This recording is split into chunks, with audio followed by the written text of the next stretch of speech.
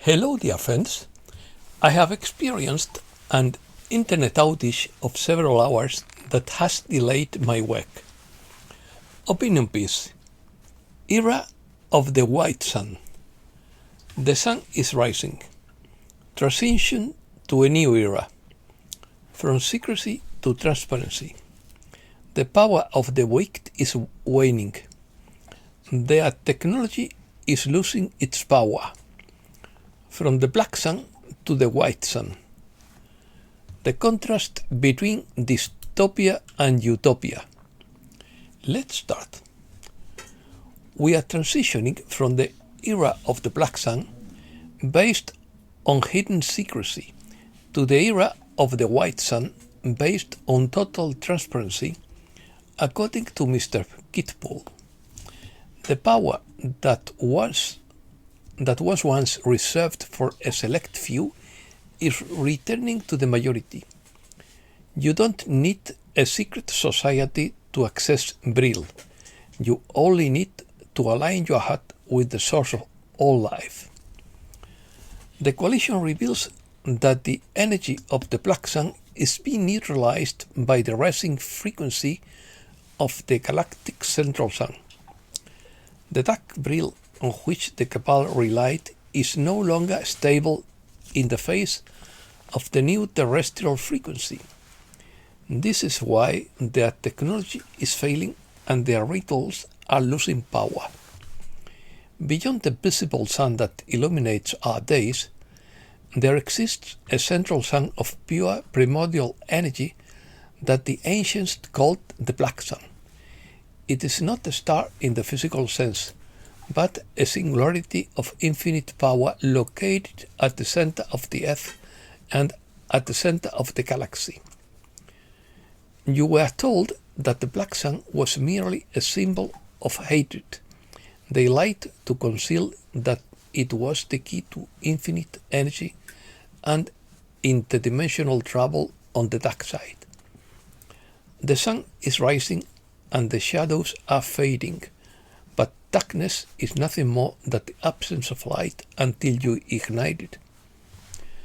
The so-called black sun was a hidden energy source linked to the global elite, secret societies like Thule, and advanced technologies, according to Mr. Kitpool, who also connects it to Agartha and other inner realms of the Earth. Secret organizations of the 20th century, particularly the Brill Society and the Thule Society, were obsessed with harnessing this energy. They believed that by accessing Brill, the primordial life force of the universe, they could achieve superhuman abilities, anti-gravity flight, and biological immortality. The black sun was not a physical star, but a singularity of primordial energy located at the Earth's core, from which Brill, understood as the universal life force, would be extracted. The Brill and Thule societies sought to access this energy to achieve extraordinary capabilities such as anti-gravity flight and even biological immortality. The famous Brill maidens, led by Maria Orsic, received telepathic blueprints of disc-shaped flying craft from the Aldebaran star system, which led to the development of the Haunebu ships. These projects were concealed at the new Swabia Antarctic base at the end of World War II. These were not extraterrestrial designs in the traditional sense, but rather interdimensional craft based on the frequency of the black sun. This research led to the development of the Haunebu and Brill ships.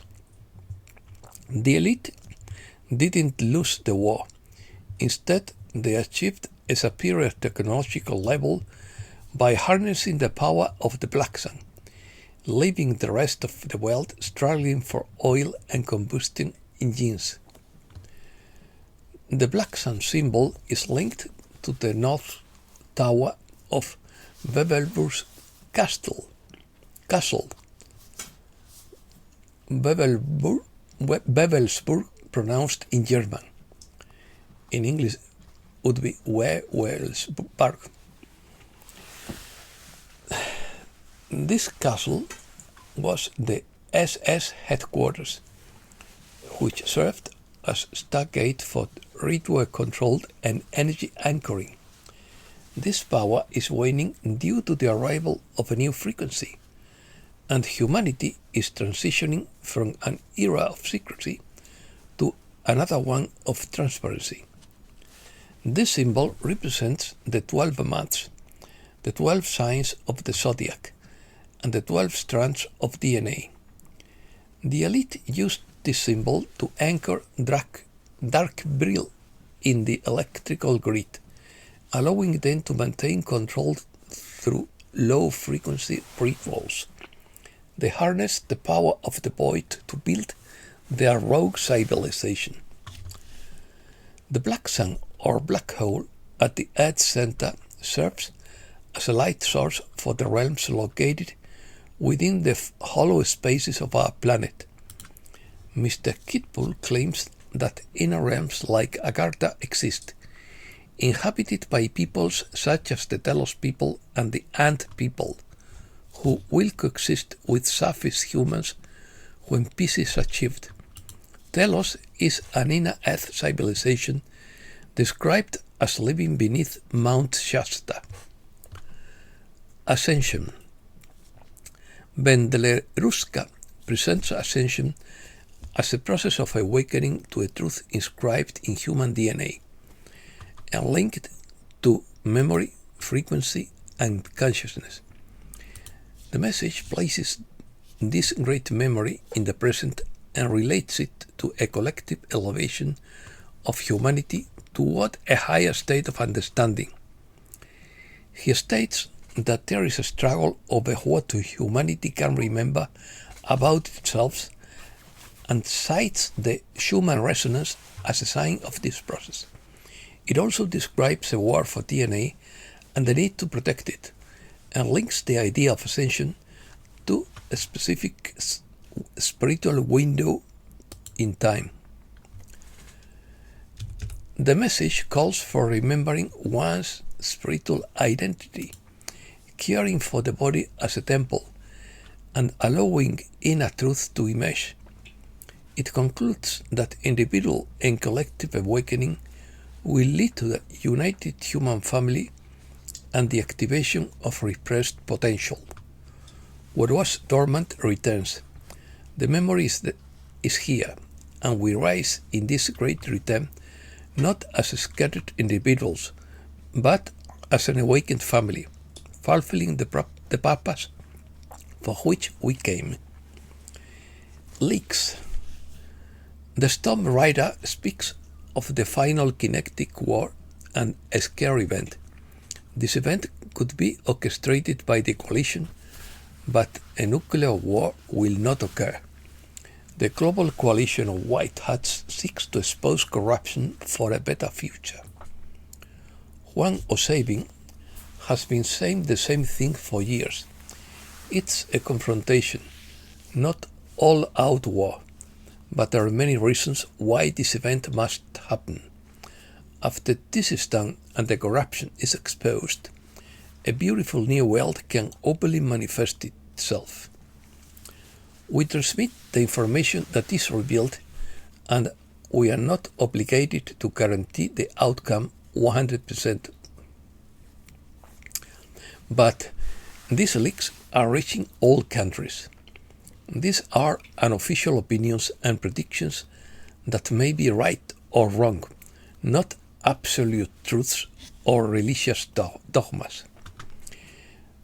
Bill Gates met with Jeffrey Epstein 30 times after his conviction in 2008. The meetings took place between 2011 and 2014. Scientists have taken a major step toward producing artificial human sperm in the laboratory. while the plummeting male fertility rate fuels fears about the future of natural reproduction. Brazil has denied entry to a US delegation after determining that officials planned to question the credibility of the country's electronic voting system before the October presidential elections. Elon Musk attacks the banking system. When the central banking system breaks down, they need to keep the masses happy, so they say the rich can pay for everything. It's the same old playbook they always use, and it will fail. The coalition is quietly working behind the scenes in the Middle East, according to Axios 4B. Intelligence networks are monitoring every move. Military strategists are calculating every scenario. The goal? To bring Iran and the US to the negotiating table without triggering World War III. The old world order is collapsing. The new one is being built right now. While the media, pessimists and suspects are shouting about endless war and soaring gas prices, the coalition is waging a Sun Tzu-style war. The supreme art of war is to subdue the enemy without fighting. This is a chaos designed to force all players to act, including those who believe themselves untouchable. Iran is the visible chessboard, and Israel is the pressure point. The objective is the dismantling of the dark side's control structure in the Middle East and the networks that have financed both sides of these conflicts for decades. White hats. There are many who work with you, known as the White Hats, says Neo. These mysterious strangers may resemble you in many ways, but many know them as the silent flames of light who come to help your world invisibly. Not all who have a human face are ordinary beings. The miraculous thing is that these incarnated souls have families and friends. They come from the higher realms with the pact already written in the music of their essence. These volunteer service members arrived like you, with origins of perfection, families they left behind, and a promised mission. They serve in their life on earth as many served in their origins. They are powerful and tireless in action. They understand your fragility when boarding the motherships with the Pleiadians and Arcturians. In those moments, they choose to forget they are human. They receive a touch on their forehead and heart and begin their secret missions. They gather instructions and deliver information. The coalition of worlds know each name, and they are entrusted with important codes and missions. When their encounters end, the superior beings tap them on the forehead and heart. This frequency ends the interaction and allows each white hat to return to a relatively normal life. It's never an ordinary story, as each white hat is programmed to return in case of emergency. The families also agree to forget the frequencies sent. This is necessary for their missions to unfold in the utmost secrecy. Many of the intelligence agents live on bases without family. They all live in private mode with the unusual coding activated. The families lead normal lives with school, work, and children playing. The human bodies function the same, but life is experienced at a much higher vibration, with powerful intuition and higher beings activating the inner self. The codes in their memory allow them to retain a vast amount of information. Don't think of the white hats as ordinary soldiers. They are guardians who act as probability stabilizers. The greatest victory often occurs before anyone even realizes the danger existed. Their consciousness manifests through strategy, compassion, and the power recognized by the coalition of wealth. This benefits both the White Hat and all assigned service areas. White Hats become as powerful as required. They help where justice, mercy, and protection are needed. They enter tunnels, mountains, oceans, and bases. Ships are their second home, for they become the soul within the body. They leave the imprint of their humanity in moments of service. These light healers are your forgotten friends and family. All of them will be honored at the Shine celebrations. Economy. Mark Moss states that the next financial market crash will not behave like the one in 2008, and that the traditional strategy of seeking refuge in cash has become outdated due to high institutional leverage and the necessity of rapid intervention by central banks. Navigating the complexities of modern financial markets requires abandoning outdated investment dogmas and adapting to a new world. The X22 report analyzes a shift from centralized banking to decentralized finance, linking this change to legislative reforms, technological initiatives, and a critique of institutional corruption within a broader transformation of financial, energy, and political systems. The fiat monetary system and central banking have generated inflation, inequality, and volatility, and these problems cannot be corrected by traditional measures such as interest rates or setting government programs. Instead, the report presents a transition to frameworks based on sound monetary principles, tangible assets, and decentralized technologies. The Liberty Crusade official channel presents the transition of the global financial system toward a more decentralized and multipolar model, driven by the economic reintegration of developing countries and the pursuit of greater transparency and stability. It attributes this process to governments, economists, and policymakers, and situates it within the framework of a global financial reset.